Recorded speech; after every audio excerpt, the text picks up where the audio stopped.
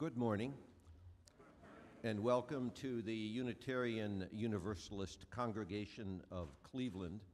My name is Mark Weber, and we especially want to welcome those of you who are joining us for the first time, either here in the sanctuary or in cyberspace. If you are interested in more information about who we are, we invite you to fill out one of the guest cards found in the pew rack in front of you. You can place the card in the offering plate when it comes around later in the service, and then we will be able to reach out to you and answer any questions you may have about our congregation. If you are watching this from an internet platform, we invite you to go directly to uucleveland.org. And then a couple of housekeeping details. On the back of your order of service is a QR code. Please use that to go to our contact tracing form. Take a moment to complete this form, please, before you leave the sanctuary after the service. And finally, since we are now in sacred space, please silence your cell phones. Thank you. And now we will light our chalice. Our chalice lighter is Alicia Burkle, co-director of the youth choir. And also, we think of Alicia and her family, and we think of Aaron, who will soon be on his way to deployment in the Middle East, in Kuwait, and we hope that he remains safe in a very volatile part of the world.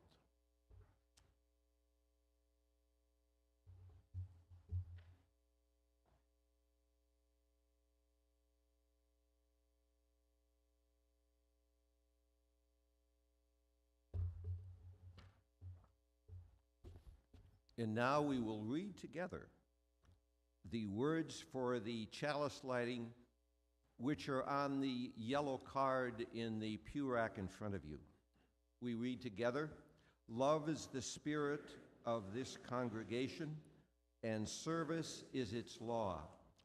This is our great covenant, to dwell together in peace, to seek the truth in love, and to help one another."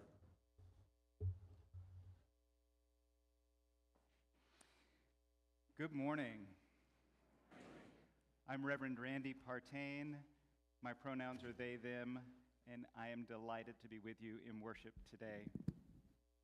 William Bridges wrote, "Much as we may wish to make a new beginning, some part of us resists doing so as though we were making the first step toward disaster. We resist transition not because we cannot accept change, but because we cannot accept letting go of that piece of ourselves that we have to give up when and because the situation has changed. So may we recognize that need for a space to hold the grief of letting go of something that we no longer need. May we be graceful with one another as we look toward the subject of changed over this month. And may we welcome that opportunity to step boldly into new opportunities, even though it means letting go of some things that we might still love dearly. As we create that space together in worship, I invite you to stand and say good morning to one another. If you see a face you don't recognize, make a special attempt to get their attention and say hello. And then we're going to sing "Comfort Me" in just a moment.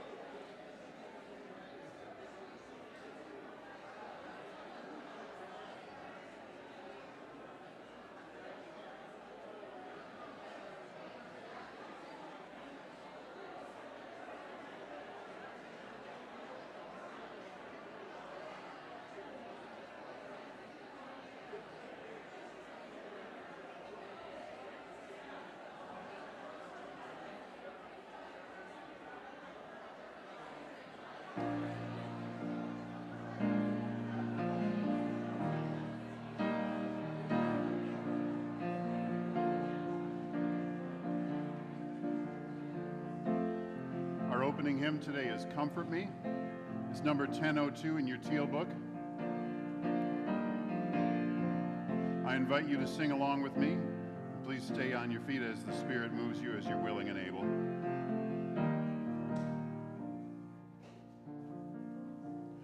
Comfort me, comfort me, comfort me, oh my soul. Comfort me, comfort me, comfort me, oh my soul. Sing with me, sing with me, sing with me, oh my soul. Sing with me, sing with me, sing with me, oh my soul. Speak for me. Speak for me, speak for me, speak for me, oh my soul. Speak for me, speak for me, speak for me, oh my soul. Dance with me. Dance with me, dance with me, dance with me, oh my soul. Dance with me, dance with me, dance with me, oh my soul. Comfort me. Comfort me, comfort me, comfort me, oh my soul.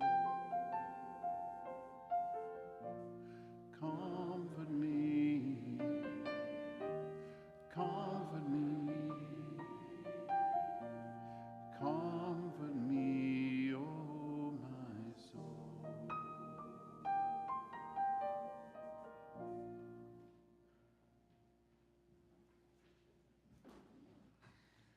A song that serves as a prayer, perhaps to the divine, however you name it, and also a prayer to one another. When we need comfort, when we need someone to dance with us, when we need someone to share our burdens or celebrate with us, it's good to have a community of people that we can turn to. Now is the time in our service where we share our joys and concerns. And if you're joining us online today, I invite you to put whatever joys or concerns you'd like to share with the congregation down in the comments below.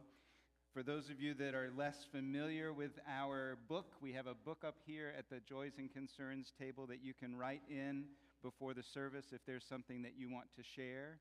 Or you may just prefer to share with one another afterward. We're going to have some time in the fellowship hall downstairs where you'll be able to have some more one-on-one conversations with people and let folks know what you carry with you today. We do place a stone of celebration for our Good Trouble campaign, 70 people strong, an amazing effort on the part of this congregation to encourage people to turn out and vote this week. So thank you and congratulations to the Good Trouble campaign here.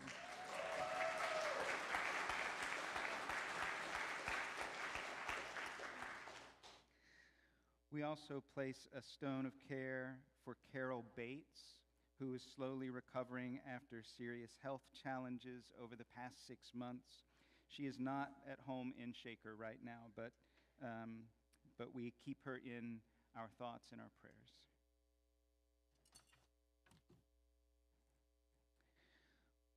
Also a stone of healing energy and wellness for Rita O., our office administrator, who is in the hospital right now. So we send out care and healing for her.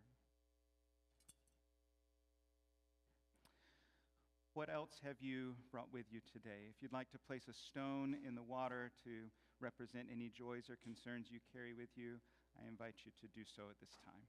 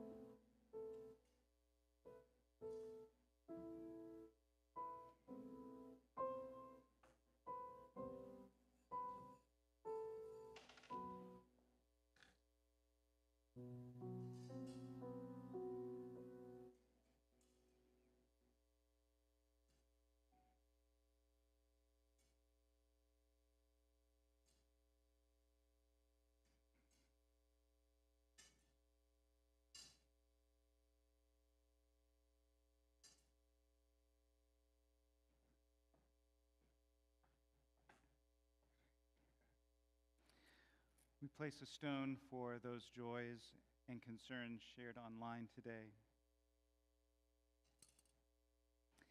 and a stone in celebration of all of the new things that we are welcoming into our lives.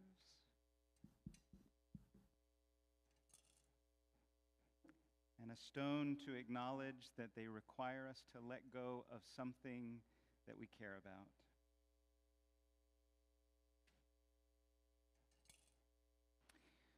May we take time to share, if not today, then in the week ahead, those things that we carry with us, so that by sharing them, our burdens might be lessened and our joys might be magnified.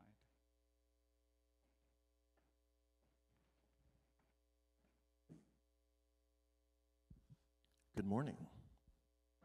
Pardon me, I have to do a little furniture moving this morning before we get started. I'm so pleased that Graham Torok has been willing to come and talk to us about a very important project that he has been working on. So we're going to have a little conversation, a public conversation, so you all can hear about what's going on.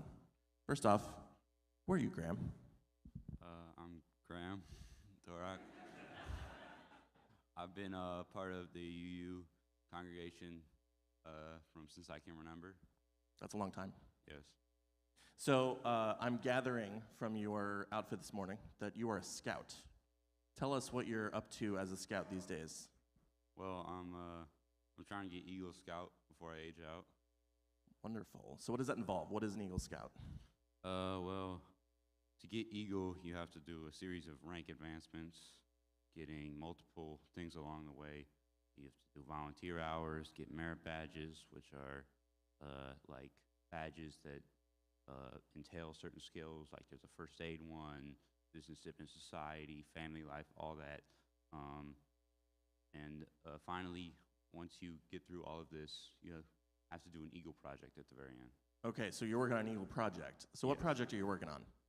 Well, my project is to help USCRI, which is my beneficiary, the organization that I'm working with, in order to do my project. So what is the USCRI? USCRI stands for United States Committee for Refugees and Immigrants. Okay, so this is the refugee communities, especially in Cleveland. Yes. Wow, okay, so what got you interested in that? Well, my grandpa was a refugee. He came here in 1956 from Hungary. My family actually sponsored some refugees from Afghanistan. And the beneficiary I'm working with, USCRI, is one of 3 organizations, nonprofits that sponsor refugees in Cleveland. So they came into my school and talked to me about it in one of my classes, and I reached out to them. So help us out. How large is the refugee community in Cleveland that you're working with? Well, it's fairly large. There's a lot of new refugees coming in. There's not that many on the east side, but there's a lot on the west side. Okay. Yeah. Wow. So there's this is maybe a thing that, if we weren't aware of it, your project is going to help a lot of people connect to that. I certainly wasn't aware until you had told me a little bit more about what you were up to. So that's a lot. That's really significant because, there are many different ways to Eagle Scout projects, I assume. Yeah. And not all of them involve working with refugee communities. Yeah. So applause there. Thank you. So the question then that is most important for us this morning is, what can we do? Like, you are working on this. As you mentioned, you've been here for a long time. Yes. And you're working on the Eagle Scout project. So how can we help you work with these refugee communities? Well, when these refugees come, they're coming from places like Big Congo, Ukraine, places. They come with very little on their back. And USCRI helps to give them a house and essential items for living. So necessarily give them house, essential items, and a job, and kickstart their future in America. So my project is to gather essential items for refugees, which USCRI is running low on because there is a lot of refugees coming in. Gotcha. And I want to gather 20 baskets full of mostly these essential items. Okay, so essential items for these families, they're getting set up. You're going to do the collection. If we're sitting in the congregation this morning and thinking about this, how might we bring things or donate things? Where can we find you? Well, I'll be around. I can't go very far. We'll certainly make sure we have information about all of this in the e-blast this week, so everyone look for that in the email newsletter. Are there some collection days coming up? Yes. So these November days and December days, we have a service. I'll be here at the church. So every Sunday, Pretty much, yes. pretty much every Sunday for the Yeah. next few Sundays. That's the plan. Okay. And you said 20 laundry baskets. It's not a small amount of stuff. Yeah. So we don't have to share all the details of all the things to need, but as you can imagine with essentials, everything from shoelaces to, Dolls of all skin colors, Yeah. butcher's knives, toothpaste, you name it. Yeah. everything. So we'll have a list, and we can find those things, and we can find Graham on Sundays for everyone to look forward to. So thanks so much for sharing, Graham. Thank you. And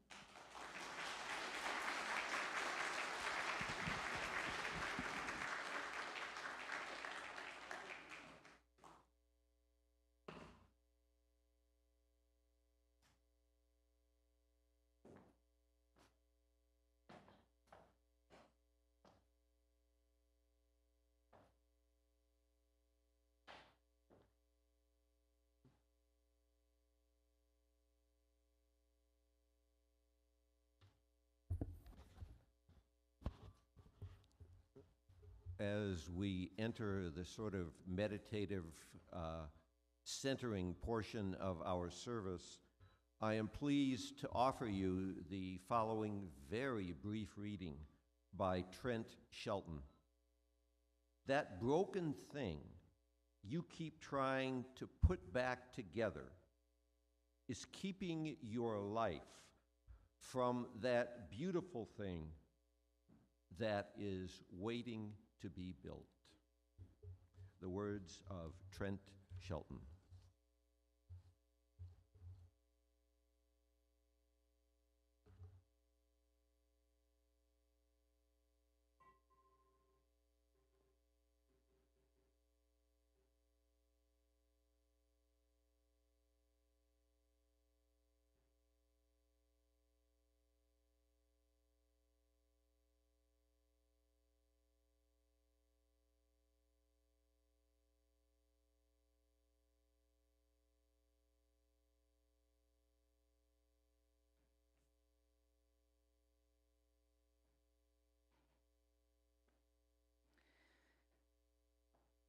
Each week we share our offering plate.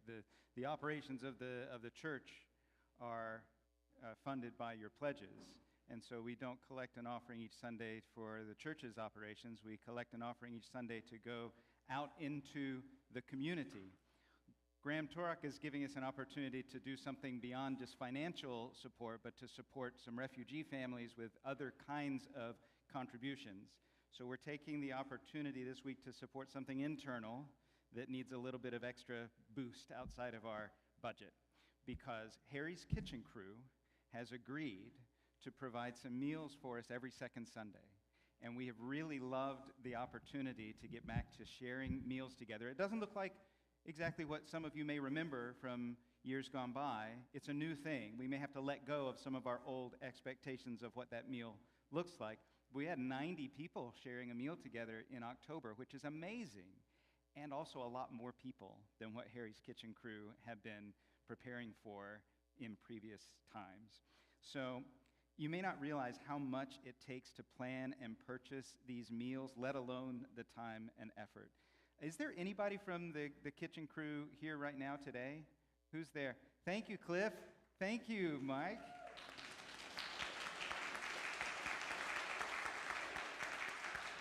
I saw somebody else earlier. They may be busy in another part of the building right now, but our offering today is to provide a buffer for the funds that they need to purchase the food and everything necessary for that. Please still contribute when you see the basket out on those second Sundays. Please still contribute, because they'll appreciate those donations, but not everybody can do that, and the donations that they receive have historically not covered the cost of the meal. So we want to keep having these meals, and we also don't want it to be a burden on this team.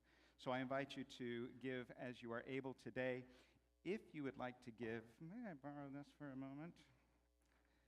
If you would like to give electronically, our Cash App handle is $UUCC44122. That's in your order of service. If you're virtual or if you're here in person, you can use that. Or you can just put money in the plate as it comes by.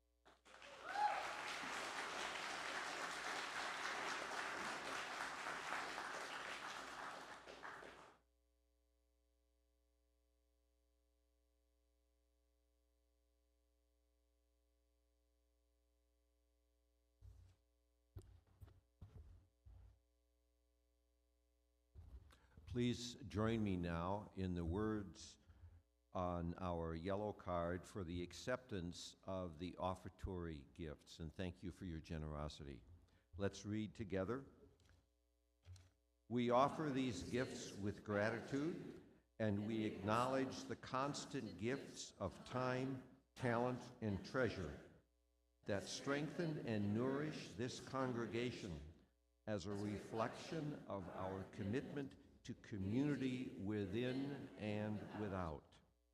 Our purposeful spirituality that is ever searching and growing, and our intentional actions that lead to greater justice in our congregation, our city, our nation, and our world.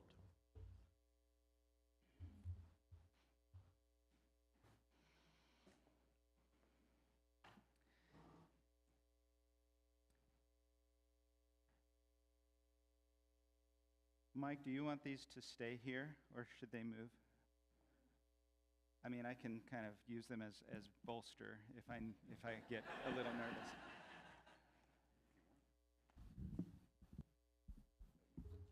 Okay, thank you. We're talking about change this month. And as we started thinking about change, we're thinking about all of the positive things that can happen and all of the things that we're afraid of. And then we realized that probably we need to talk about grief if we're going to talk about change, because every time change happens, there is something that we have to let go of. Even if it's a change that we're really, really looking forward to, there's something that we have to let go of. When Graham was talking earlier, I was thinking about my grandfather. My grandfather moved to this country from Italy when he was 9 years old. And it was an amazing opportunity. The family was looking for a new start, something fresh from what they had been accustomed to, and yet they were leaving something familiar. They were leaving something that they were really never going to get back again. They had to create a whole new community, which is exciting and amazing. And yet, there's this thing to grieve. The refugees that come to our country today might be enthusiastic about having a place that's safer than where they're fleeing from. They might have a sense that there will be opportunities here that they would not have had in the country that they're fleeing from. But there's still something to grieve from that sense of leaving home. Even if home is a painful place, even if home is a dangerous place, it's something to grieve and to figure out how to let go of. And I think this makes sense to us because even in small ways, we grieve things even when we celebrate new opportunities. Is anybody in a new school this year than they were last year? No? Yes? Okay. Hands in the balcony. I see you. Yeah, maybe at home. You're watching from home. You're in a new school. And it's great. Maybe there are new challenges. You're learning new things. You're moving forward in life. And yet, there are probably some things about your old school that were really cool that you don't have anymore. And you have to let go of those things in order to really embrace the new situation. How about a new job? Anybody have a new job over the last year or so? Yeah, there's quite a few hands. If you have a new position, that's hopefully something that you're going to thrive in, and you're going to learn new things, and you're going to be around people that support you and encourage you. We hope. If not, put a stone in the bowl and talk to us about it, and we'll lift you up and encourage you. But there's probably something that we have to let go of from some other place, some other opportunity, some other community that we might have been a part of. I've talked to people who have moved into this community recently from other parts of the country, and it's tough. Especially as adults, it's tough to make new friends. Seems like the older that we get, the harder it is to make new friends and to feel like we've got a community around us. That's one of the reasons it's so important for us to be open and receptive to people here, because here's like a ready-made community of friends. If we're willing to accept one another as we are and encourage one another towards spiritual growth, it can be an amazing space. But it's not easy. And there are probably some relationships that we have to let go of in some way. They're not going to be quite the same. So today we're asking that question: what do you have to let go of in order to embrace that new amazing thing in your life? And the way Trent Shelton puts it, what is that broken thing that you are carrying around that you keep trying to put back together when it really doesn't serve you any longer? What is that broken thing that is keeping you from building something beautiful in your life? Because we're focusing that time and attention on what used to be useful, what was meaningful for us at an earlier point in time. And if we really stop and think about it, it's just not anymore. We do that with relationships a lot, I think. We keep wanting people to be who they used to be in our lives, and sometimes they grow and change in directions that mean that they're not going to offer us the same things in that relationship that they used to. That's hard. That's really hard. But we hold on to things. We want to reach for that new thing, but we keep holding on to something that's familiar and comfortable. So, in your personal life, you may be thinking of some things. I want to lift up some things in our community that might fit into this category too. Because as we've been talking about some things recently, we've realized that how we engage with young people cannot be the same as it used to be. Our world has changed. Our culture has changed. Our family lives have changed. Some people have said, you know what? We've got Sunday mornings to offer you. If you want to do something with us as a family, we got to do it on Sunday morning because that's the only time we have. That's different. That's tough because we want to welcome a multicultural community of people here. We want voices of all ages to be engaged in the conversation about what we are co-creating, and yet we're hearing we cannot do that in the way that we used to do it. And so we think back to what worked when my children were in this community, what worked when I was in this community, and we want those things to still be useful. And I don't want to say those things are broken, but they might not be the way that things have to work now for us.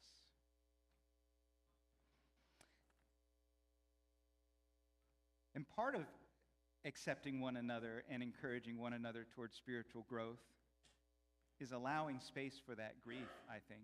That's one of our principles as Unitarian Universalists. I know some of you are listening to the Article 2 Commission and hearing that our principles might be changing, but the values that we have that underlie those principles are still the same values that we have today.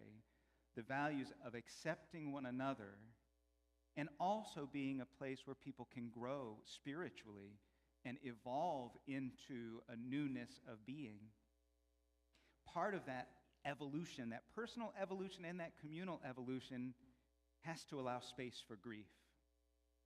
So when somebody says, I really miss the way that we used to do this thing, why can't we do it like that anymore?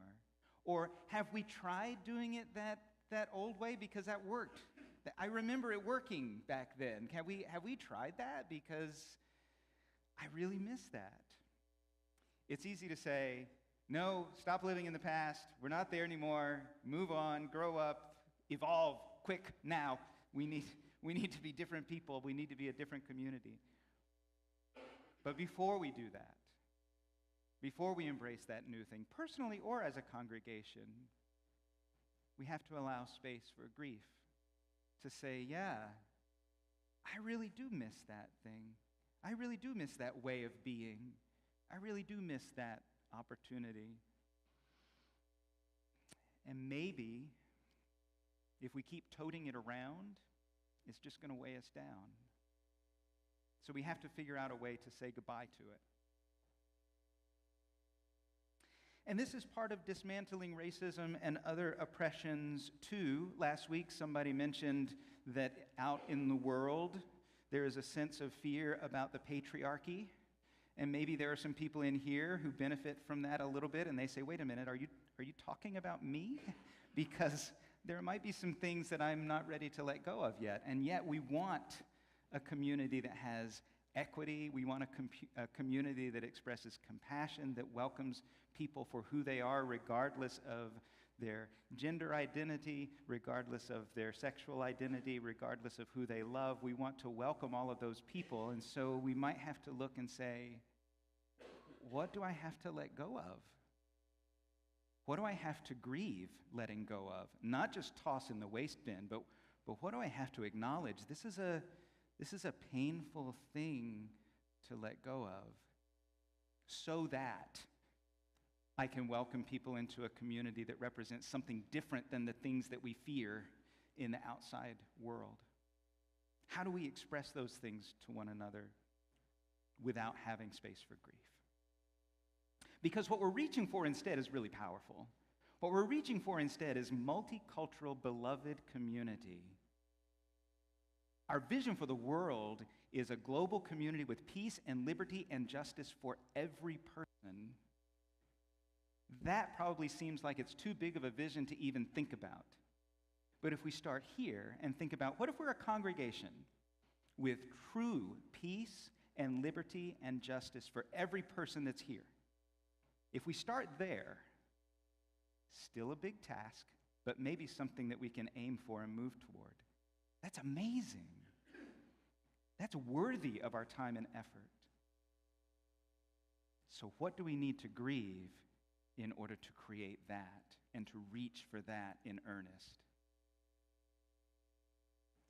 So maybe there are some things that have come to your mind about this community.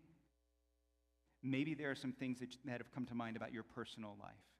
Things that you need to let go of in order to welcome something new, to welcome some change in your life.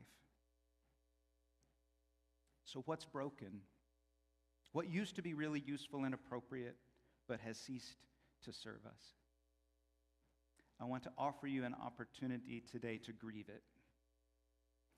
And so we're going to go through a little spiritual practice with whatever you have in mind, whether it's for this community or whether it's for you personally, something that you're carrying around that you just know doesn't really serve you anymore. And let me assure you that this is not the first, and this is not the last time. It might be the first time. This is not the last time that you will let go of that thing, probably. It's probably something, if you are anything like me, if you are anything like human beings, then We have to let go of these things over and over again. But maybe today is a start. So I invite you, you don't have to say these words out loud, but I'll pause after I say them so that if you want to, you can. But you can just say them in your mind if that's more comfortable for you. But imagine that thing, whatever it looks like, whatever that broken thing or that no longer useful thing looks like, just hold it in your mind for a moment.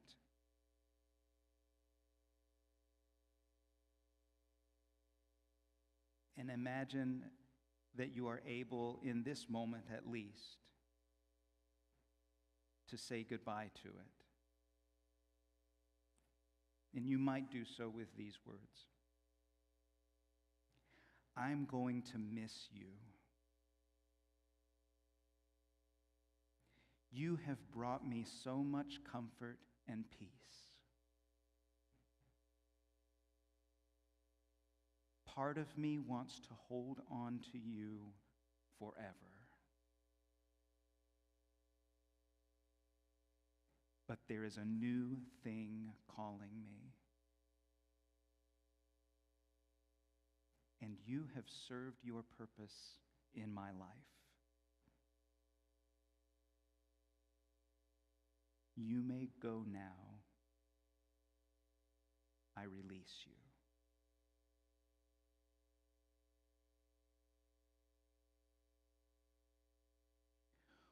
We'll go through that one more time, just in case it caught you off guard.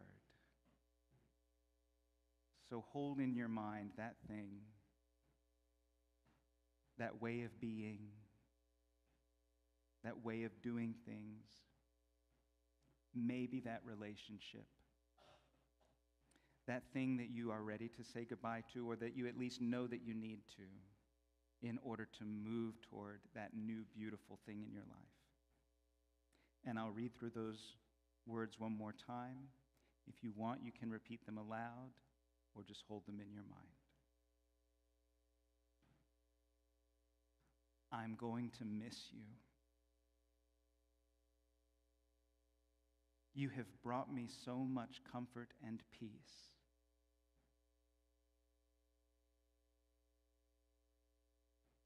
Part of me wants to hold on to you forever.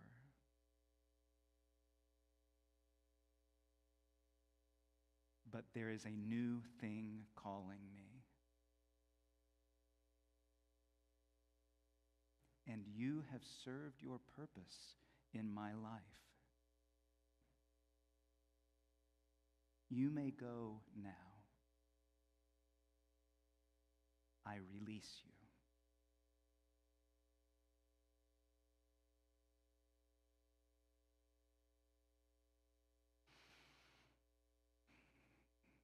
It may seem like a simple thing, and yet it can be such a challenge to grieve the things that we know we need to let go of. Trent Shelton names it a broken thing, maybe so that it will shock us into looking at it a bit and say, why am I carrying this broken thing around? Why do I keep trying to fix this thing that I really don't need anymore? There are other things that I can embrace in my life. There is growth. There is evolution. I've stopped using the word, I can't even remember the word. I've stopped using the word transformation with some groups because transformation signals to some people that there's something wrong with them. I don't think of it that way. I think of it as growth and evolution. Not that there's something wrong with us that we need to let go of this thing, but that there are new opportunities, new beautiful things that can be created in our lives, if we are willing. And so we're going to sing together some words by Holly Near, I Am Willing. They are in your order of service. This is not in the hymnal. Don't be afraid. It's not in the hymnal, but the choir is going to lead us. And I invite you to rise in body or spirit as we sing together.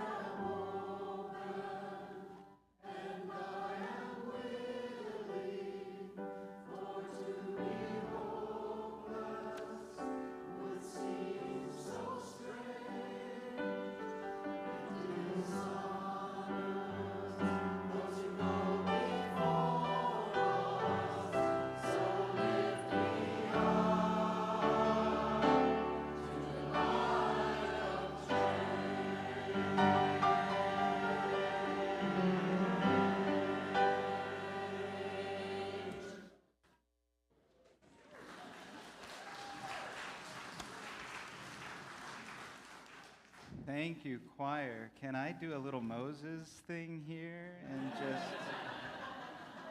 come? We have some really exciting things happening over the next couple of weeks I need to let you know about before we officially benedict, although that was as good a word as I could hope for. Thank you. Today, our small group ministries are going to have a couple of tables downstairs just to let you know about some of the small groups that are available and open for you, so that if you're looking for ways to plug in here with a small group, and let me say, I firmly believe that small groups are where evolution happens. So if you are looking for things to evolve in your life, please check out the small group ministries tables downstairs.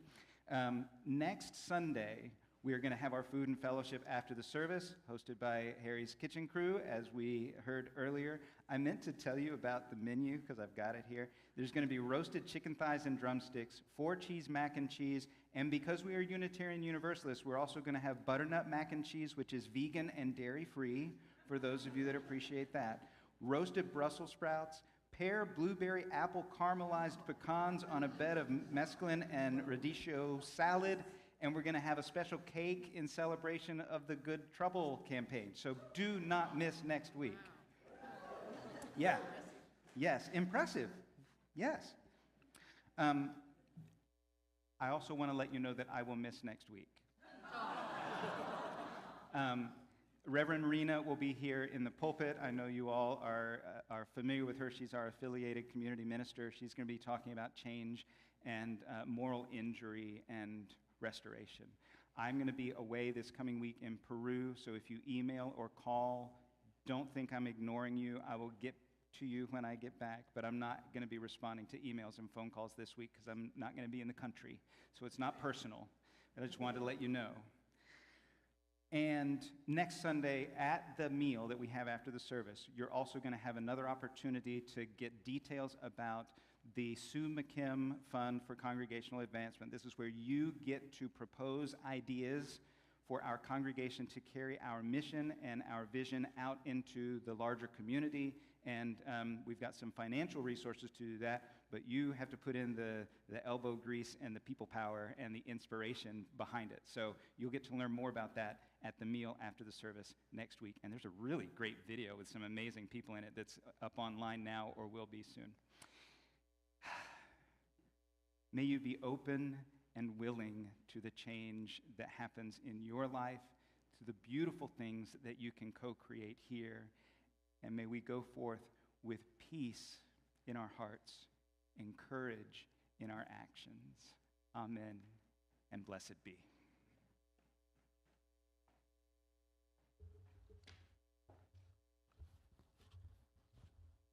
Let us read together the words for extinguishing the chalice. We extinguish this flame, but not the light of truth, the warmth of community, or the fire of commitment. These we carry in our hearts until we are together again.